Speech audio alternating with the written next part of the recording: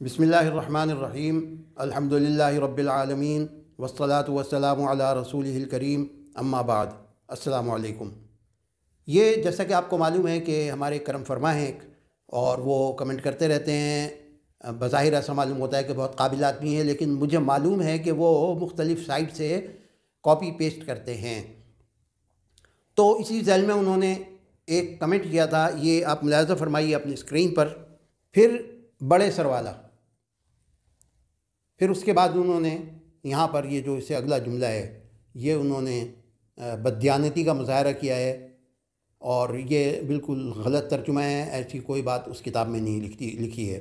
یہ انہوں نے ہماری فقہ حنفی کی بڑی مشہور اور مستند ایک کتاب ہے، در المختار اس کا نام ہے، اس کے حوالے سے انہوں نے یہ جھوٹ بولا ہے۔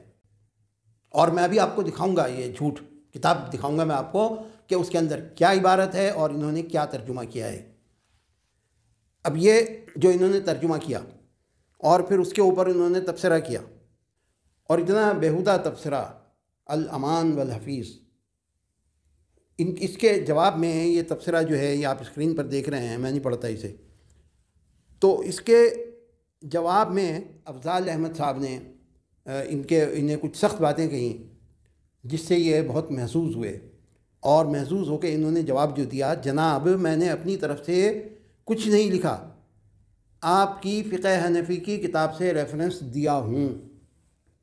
تو جناب جو ریفرنس دیے ہیں اسے اگر پڑھنے کی بھی زحمت کر لیتے ہیں اور یہ دیکھ لیتے کہ آپ نے جس سائٹ سے اسے کاپی کیا ہے وہ سائٹ والے کتنے بددیانت ہیں، اور انہوں نے جھوٹا ترجمہ، غلط ترجمہ کیا فقہ حنفی کو بدنام کرنے کے لیے، تو کیا آپ یہ سمجھتے ہیں کہ آپ کا جھوٹ کھلے گا نہیں؟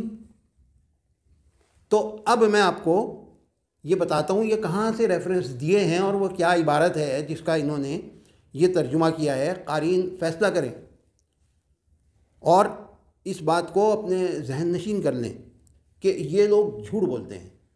ان کی عبارتوں پہ اب ظاہر ہے کہ جب لوگ پڑھیں گے، فقہ حنفی کے جو فالوورز ہیں جب وہ پڑھیں گے تو ذہنوں میں انتشار تو پیدا ہوگا، پریشان تو ہوں گے کہ یا اللہ ہماری کتابوں میں کیا کیا بھرا پڑا ہے۔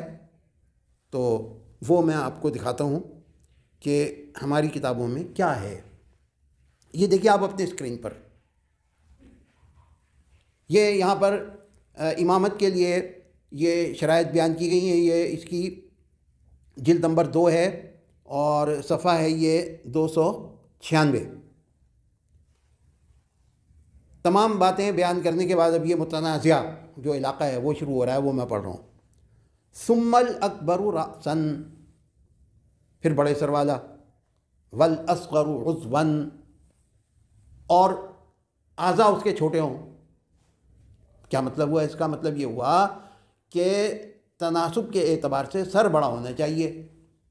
اب انہوں نے اس کا والاصغر عضوا کا دو اس میں انہوں نے خیانتیں کی ہیں ترجمے کے اندر۔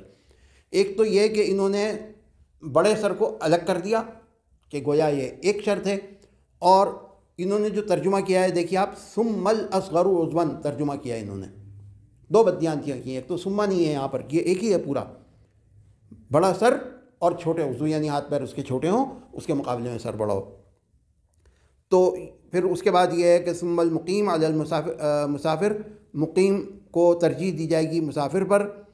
ثم الحر الاصلی علی العتیق، پھر اصلی آزاد جو ہے وہ آزاد کردہ غلام کے اوپر اس کو فوقیت دی جائے گی۔ ثم المتیمم عن حدث علی المتیمم عن جنابہ، یعنی جس نے وضو کا تیمم کیا ہے اسے فوقیت دی جائے گی غسل کے تیمم کرنے والے پر۔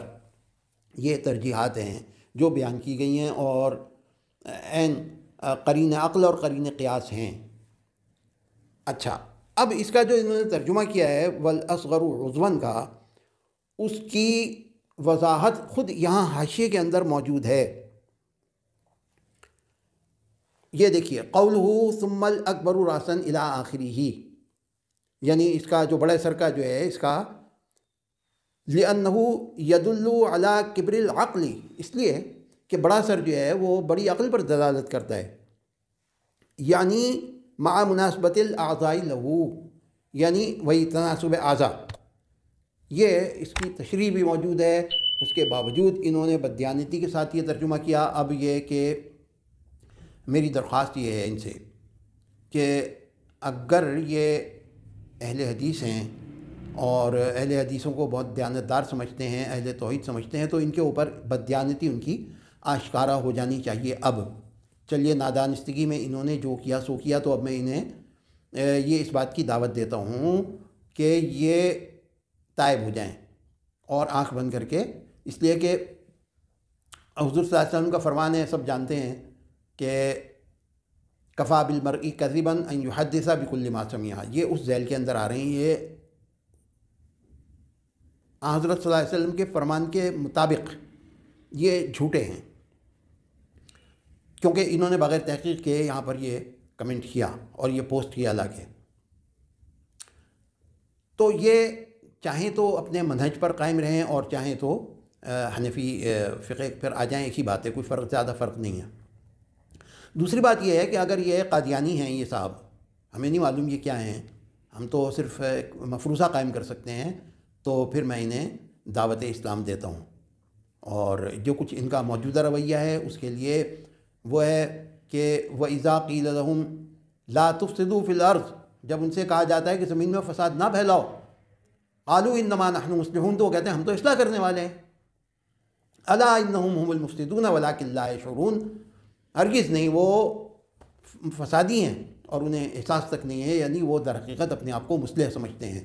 تو یہ لوگ ہیں جو فساد پھیلا رہے ہیں اور یہ در حقیقت اپنے آپ کو اہل توحید اور مصلح سمجھتے ہیں۔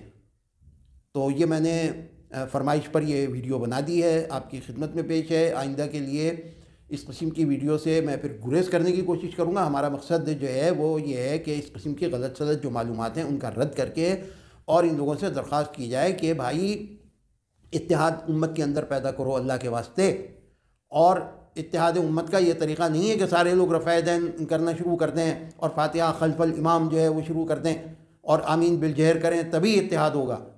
جی نہیں، سب اپنے اپنے مسلک پر قائم رہیں، ایک دوسرے کو نہ چھیڑیں اور اس طرح سے ایک دوسرے کی ٹانگیں کھینچنے سے گریز کریں۔ وآخر دعوانا ان الحمدللہ رب العالمین۔